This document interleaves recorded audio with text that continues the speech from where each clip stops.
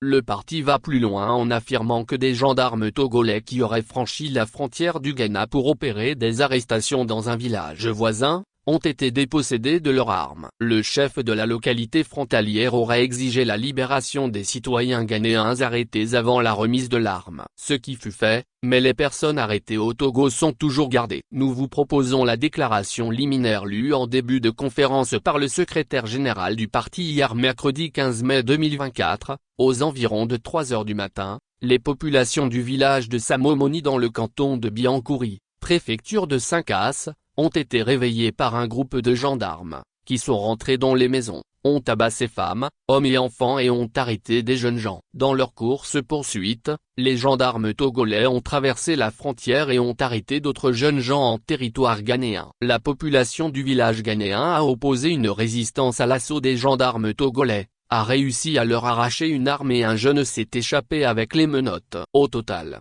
5 jeunes ont été arrêtés du côté togolais et 7 du côté ghanéen. L'arme et les menottes avaient été gardées chez le chef de Ouidana au Ghana. Le chef avait exigé la libération de ses sujets avant la restitution de l'arme et des menottes. Les gendarmes togolais avaient dû s'exécuter et les 7 jeunes ghanéens avaient été libérés contre remise des objets confisqués. Par contre nos 5 jeunes togolais du village de Samomoni, sont en garde à vue à la gendarmerie de Saint-Cassé. Il s'agit des nommés Malguinan et son fils Kabirou, Namon Al-Djoum, Bilbié Bonjal et Bilbilé. À l'heure actuelle le mobile de cette répression reste imprécis. Le préfet de Saint-Cassé aurait allégué que les gendarmes recherchaient des jeunes qui auraient cassé le pare-brise d'un véhicule de la gendarmerie le jour du vote à Samomoni. Pour le CB de Saint-Casse, ces jeunes sont arrêtés parce qu'ils auraient exercé de la violence sur les gendarmes et en auraient blessé un. Il se trouve que la résistance contre les gendarmes s'est organisée au Ghana et non dans le village de Samomoni où l'opération a commencé.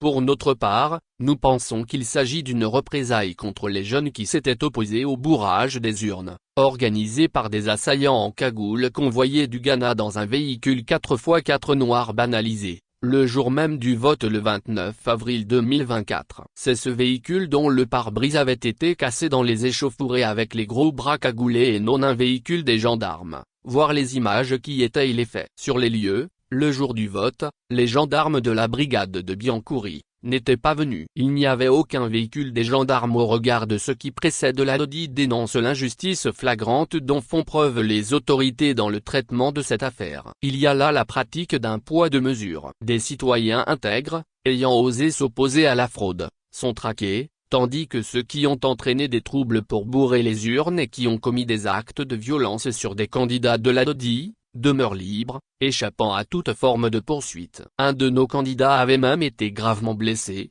plongé dans un coma qui avait duré toute la journée du 29 avril. Les auteurs de ces actes, clairement identifiés, ne sont toujours pas inquiétés. C'est la population qui a défendu son droit au vote qui est la cible des représailles. C'est pourquoi la DODI tire cette sonnette d'alarme pour que cessent ces exactions et pour demander la libération immédiate et sans condition des jeunes Togolais arrêtés sans raison valable. Elle exige des forces de l'ordre, de défense et de sécurité une impartialité absolue dans le traitement du dossier, une grande retenue, et la cessation de toute forme d'intimidation et de violence envers les populations de la préfecture de Saint-Cassé qui aspirent elles aussi au changement. Le but de cette conférence est d'alerter l'opinion nationale et internationale sur ce qui se passe réellement dans notre pays dans le cadre des élections qui viennent de se tenir. Adodi est en train de porter toutes ces exactions en justice et espère qu'elle va jouer pleinement son rôle dans cette affaire afin que les responsables de la fraude électorale et des actes de violence soient appréhendés et punis selon la loi.